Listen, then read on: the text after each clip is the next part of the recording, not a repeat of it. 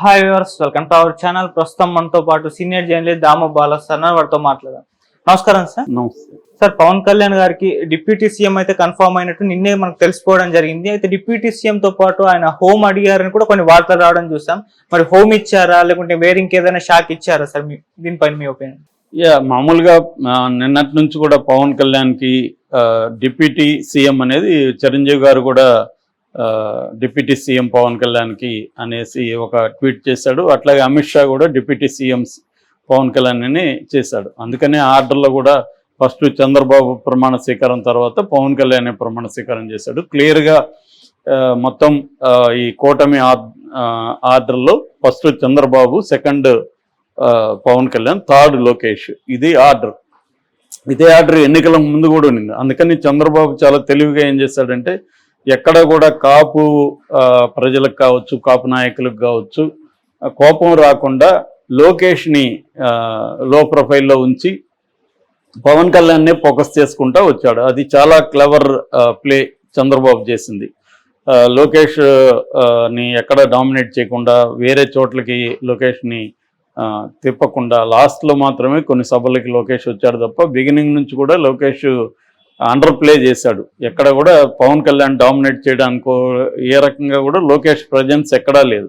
Pawan కళ్యాణ్నే focus చేసుకుంటా వచ్చాడు. ఎందుకంటే ఆయన క్లియర్గా తెలుసు, పవన్ కళ్యాణ్ బలం లేకుండా, పవన్ కళ్యాణ్కు ఉన్న సామాజిక వర్గాలు ఓటు షేర్ కాకపోతే, తమకి ట్రాన్స్ఫర్ కాకపోతే ఈ ఎన్నికల్లో మనం గెలవలేమనేది ముందు నుంచి చంద్రబాబుకి స్ట్రాంగ్గా ఉంది. అందుకని పవన్ కళ్యాణ్ క్లియర్గా పవన్ కళ్యాణ్నే ఫోకస్ చేసుకుంటా వచ్చాడు.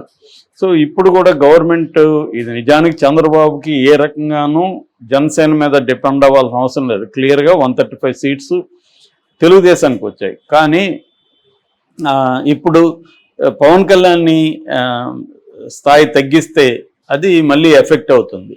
ఇంకా స్థానిక ఎన్నికలు ఉంటాయి, ఇంకా రకరకాలు ఉంటాయి. రేపు పొద్దున 2029 కూడా వీళ్ళ దృష్టి ఉంటుంది. ఇవన్నీ ఉండాలంటే పవన్ కళ్యాణ్కి ఇంపార్టెన్స్ ఇప్పుడు కూడా ఇవ్వాలి. ఈ వర్గాలు ఏ వర్గాలు తనని సపోర్ట్ చేస్తే ఆ వర్గాల్ని కన్సల్టేట్ చేసుకోవాలి. క్లియర్గా కన్సల్టేట్ అయితే నెక్స్ట్ 2029లో కూడా ఇదే కూటమి క్లియర్గా అధికారంలోకి వచ్చే అవకాశం ఉంది. ఎందుకంటే ఆల్రెడీ జగన్ ఏమో తక్కువ అంచనా వేయాల్సిన వల్ల జగన్కి సీట్లు రాలేదేమో కానీ 40% ఓటు జగన్కి ఉంది. కాబట్టి రేపు పొద్దున ఇందులో ఒక 10% అటు షిఫ్ట్ అయినా మళ్ళీ ఇబ్బంది అవుతుంది. అందుకని చంద్రబాబుకు ముందున్న కర్తవ్యం ఏంటంటే ఈ కాపు కమ్మ ఐక్యత అనేది ప్రధానం.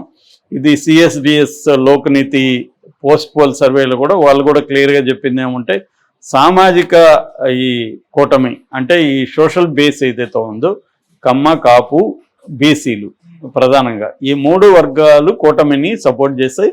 అందువల్ల కూటమి సక్సెస్ కాగలిగిందనేది సిఎస్డిఎస్ లోక్నీతి వాళ్ళు కూడా తేల్చిన ఇది. మొన్న ఆయన న్యూస్ లాండ్రీకి సంజయ్ సింగ్, ఆయన సిఎస్డిఎస్ అసిస్టెంట్ డైరెక్టర్, ఆయన ఇచ్చిన ఇంటర్వ్యూలో కూడా క్లియర్గా ఇదే చెప్పాడు. సో ఓన్లీ పథకాలు అనేవి జనాలకి సరిపోలేదు. క్లియర్గా ఈ సోషల్ కాంబినేషన్ ఏదైతే ఉందో అది ప్రధానంగా వర్కౌట్ అయింది. సో చంద్రబాబు ఒంటరిగా పోటీ చేస్తుంటే ఈసారి కూడా జగనే వచ్చేవాడు. ఎందుకంటే ఓట్లు ముగ్గురు మధ్య చీలిపోయేవి, జగనే గెయిన్ అయ్యేవాడు. కానీ చంద్రబాబు పవన్ కళ్యాణ్ కలయిక వల్ల ఏమైందంటే ఓన్లీ పై స్థాయిలో కలవడం కాకుండా, అంటే అరిథమెటిక్ కలవడం కాకుండా కెమిస్ట్రీ కూడా వర్కౌట్ అయింది. వీళ్ళిద్దరి మధ్య ఒక ఓటు షిఫ్ట్ అనేది, ట్రాన్స్ఫర్ అనేది స్మూత్గా జరిగింది. అందుకనే మనకు పవన్ కళ్యాణ్కి 21కి 21, 2కి 2 ఎంపీలు గెలవడానికి కారణం ఏంటంటే తెలుగుదేశం ఓటు కూడా క్లియర్గా ట్రాన్స్ఫర్ అయింది. అట్లాగే చంద్రబాబు కూడా జనసేన ఓటు క్లియర్గా ట్రాన్స్ఫర్ అయింది.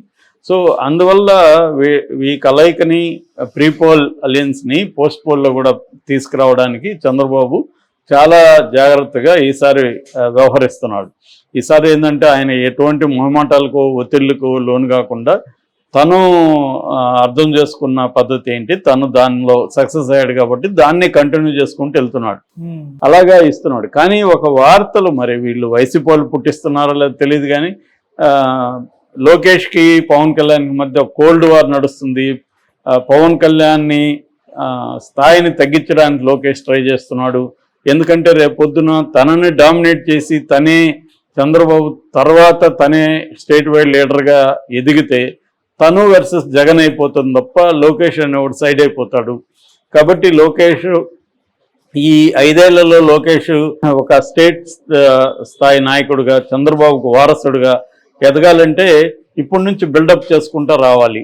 అది కూడా వాస్తవం. ఈ నెరేటివ్ ఏమీ అబద్ధం కాదు, ఇది కూడా వాస్తవం. ఎందుకంటే ఇప్పుడు ఇక్కడ మళ్ళీ నెక్స్ట్ సీఎం ఎవరు, చంద్రబాబు తర్వాత సీఎం పవన్ కళ్యాణ్ లోకేష్ అన్నప్పుడు లోకేష్ ఎందుకు వదులుకుంటాడు అంటే ఓవరాల్గా తెలుగుదేశం జనసేనలో చూసుకుంటే తెలుగుదేశం బలమే నిజమైన బలం.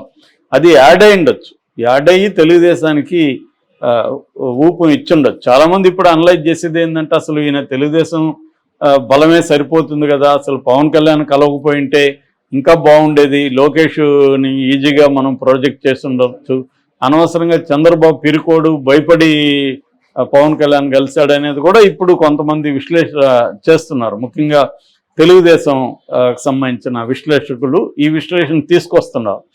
కానీ అది చెప్పలేము, ఎందుకంటే ఇప్పుడు మనం గెలిచిపోయినాక ఎన్నైనా మాట్లాడచ్చు. కానీ అప్పుడు ఖచ్చితంగా పవన్ కళ్యాణ్ లేకపోయింటే తెలుగుదేశం శ్రేణులే నిరాశలోకి వెళ్ళిపోయాయి. ఈయన అరెస్ట్ అయిన టైంలో ఖచ్చితంగా పవన్ కళ్యాణ్ బలం అవసరం. ఇది చంద్రబాబు గ్రహించాడు. ఇప్పుడు మనకి 135 వచ్చాయి కాబట్టి ఇదంతా మన బలం అనుకుంటే కుదరదు కదా. అక్కడ ఓటు అనేది చీలకుండా ఇటు వచ్చింది కదా. రెండోది కూడా జగన్కి యాంటీగా ఒక స్ట్రాంగ్ నెరేటివ్ని బిల్డప్ చేయడంలో కొత్తగా వచ్చిన పవన్ కళ్యాణ్ది కూడా పాత్ర ఉంది. అంతకుముందు ఉన్నా కూడా ఆయన ఈ స్థాయిలో ఎప్పుడు జగన్కి యాంటీగా కన్సిస్టెంట్గా పవన్ కళ్యాణ్ ఎప్పుడు గతంలో చేయలేదు. సో ఇవన్నీ ముఖ్యంగా యూత్ ఓటర్స్ కనెక్ట్ అవ్వడానికి కూడా పవన్ కళ్యాణ్ పెద్ద ఎత్తున ఉపయోగపడ్డాడు. సో అందుకని ఒకవేళ లోకేష్కి అభిప్రాయం ఉండడానికి కూడా అతని రీజన్స్ ఉన్నాయి. ఎందుకంటే లోకేష్ లీడర్షిప్ ఎదగాలంటే పవన్ కళ్యాణ్ ఒక అడ్డంకిగా మారే అవకాశం ఉంది. లోకేష్ ఒక కాంపిటీటర్గా ఉంటాడు. ఎందుకంటే పవన్ కళ్యాణ్కి ఛాన్స్ వచ్చినప్పుడు ఇప్పుడు ఉప ముఖ్యమంత్రి నెక్స్ట్ ముఖ్యమంత్రి కావాలని అనుకోడా పవన్ కళ్యాణ్, ఎందుకు లోకేష్కి ఇస్తాడు? సో రేపొద్దున తనే అవుదామని పవన్ కళ్యాణ్ అనుకోవడానికి గ్యారంటీ ఏముంది? సో అది లోకేష్కి ఇబ్బంది కావచ్చు. సో అందుకని లోకేష్ హోమ్ అడిగితే ఇవ్వలేదు. ఎందుకంటే హోమ్ ఉంటే చాలా డైనమిక్గా ఉంటుంది హోంశాఖ. రెండోది వైసీపీ వాళ్ళ మీద పగా ప్రతీకారం తీర్చుకునే మూడ్లో తెలుగుదేశం ఉంది కాబట్టి హోము పవన్ కళ్యాణ్కి ఇస్తే తనకి ఇబ్బంది. ఒకవేళ ఈ పగా ప్రతీకారాలు తీర్చుకోవడానికి కానీ పవన్ కళ్యాణ్ అడ్డుపడితే హోంశాఖ కాబట్టి తనకి ఇబ్బంది అనేది లోకేష్ అనుకున్నాడు. అందుకని పవన్ కళ్యాణ్ హోమ్ అడిగినా కూడా ఇవ్వలేదు అనేది ఒక వెర్షన్ ఉంది. కానీ నిజంగా పవన్ కళ్యాణ్ హోమ్ అడిగితే ఇవ్వకుండా ఉండే పరిస్థితి ఉందా అనేది ఇంకో ప్రశ్న. పవన్ కళ్యాణ్ నిజంగా అడిగి హోమ్ ఇవ్వకపోతే పవన్ కళ్యాణ్ ఖచ్చితంగా అట్ అవుతాడు. రెండోది పవన్ కళ్యాణ్కి మోడీ సపోర్ట్ కూడా గట్టిగా ఉంది. నిన్న కూడా మనం స్టేజ్ మీద చూసాం. వీళ్ళిద్దరిని అది పనిగా మోడీ వచ్చి చిరంజీవిని పవన్ కళ్యాణ్ చేతులు పట్టుకొని స్టేజ్ మీదకి తీసుకొచ్చి చేతులు లేపడం అనేది మనకు కనబడుతుంది. అంతకుముందు సభల్లో కూడా ప్రీ ఎలక్షన్ సభల్లో కూడా మోడీ పవన్ కళ్యాణ్ అంతా ఉన్నంత క్లోజ్గా చంద్రబాబుతో లేదు. చంద్రబాబుతో అంటిముట్టనట్టున్నాడు, పవన్ కళ్యాణ్తోనే క్లోజ్గా ఉన్నాడు. క్లియర్గా మనకి ఢిల్లీలో కూడా పవన్ కళ్యాణ్కి ఎక్కువ ఇంపార్టెన్స్ ఇచ్చినట్టుగానే కనబడుతుంది.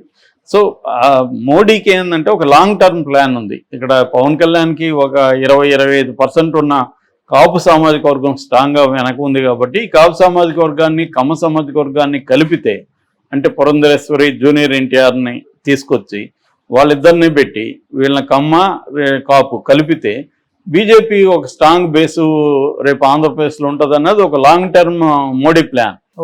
అంటే రేపు పొద్దున్న లొకేషన్ని పక్కన పెట్టేసి ఈ కాంబినేషన్లోకి వెళ్ళగలిగితే మనం సక్సెస్ అవుతాం అనేది మోడీకి ఉన్న ప్లాన్. అందువల్ల ఇవన్నీ చంద్రబాబుకు తెలుసు. అందుకని ఇప్పటికిప్పుడు పవన్ కళ్యాణ్ కట్ చేస్తే ఇబ్బంది అవుతుంది, సమయం సందర్భం చూసుకొని చేద్దాము అనేది చంద్రబాబుకు ఉండొచ్చు.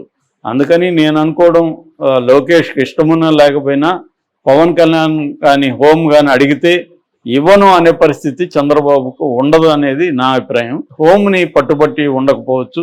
ఎందుకంటే అతను ఇంతకుముందు కూడా చెప్పాడు నాకు వ్యవసాయం అంటే ఇష్టము, పర్యావరణం అంటే ఇష్టం అని కొన్ని ఇంటర్వ్యూలో చెప్పాడు. కాబట్టి అతనికి ఇప్పుడు పంచాయతీరాజ్ గ్రామీణాభివృద్ధి అటవీ పర్యావరణ శాఖ ఇచ్చినట్టుగా తెలుస్తుంది. ఇంకా అఫీషియల్గా అనౌన్స్మెంట్ రాలేదు, ఈరోజు వస్తుంది. మోహన్ బాబు కూడా ఇంకా జోలికి రాడు, అధికారం అక్కడ ఉంది కాబట్టి కాబట్టి ఈ ఈ సినిమాటోగ్రఫీ శాఖ తన దగ్గర కందుల దుర్గేష్ దగ్గర పెట్టుకున్నాడు. కాబట్టి ఆయన తన కంట్రోల్లో ఉంది పవన్ కళ్యాణ్. ఇక మూడవ శాఖ, 3 శాఖలు ఇచ్చారు కాబట్టి మూడోది సివిల్ సప్లైస్ నాదెండ్ల మనోహర్కి ఇచ్చారు. సో మంచి శాఖలే పెట్టుకున్నాడు పవన్ కళ్యాణ్. తనకి ఇష్టమైన నచ్చిన శాఖలు ఖచ్చితంగా నాకు తెలిసి Pawan Kalyan rural development, environment ఈ విషయాల్లో చాలా ఉంది చేయాల్సింది. రూరల్ డెవలప్మెంట్లో చాలా చేయాలి, అది పవన్ కళ్యాణ్ చేయగలడు. ఎందుకంటే ఆ రంగాల్లో వర్క్ చేస్తున్న మేధావుల లేకపోతే ఎన్జిఓల ఇవన్నీ కూడా పవన్ కళ్యాణ్కి ఆల్రెడీ ఐడియా ఉంది. ఎన్జిఓ సెక్టర్తో మేధావులతో పనిచేసిన అనుభవం గతంలో పవన్ కళ్యాణ్కి ఉంది. సో అదంతా ఇప్పుడు ఉపయోగపడుతుంది. ఖచ్చితంగా తన మార్క్ని పవన్ కళ్యాణ్ చూపించగలడని నేను అనుకుంటున్నాను. Okay sir, thank you so much sir.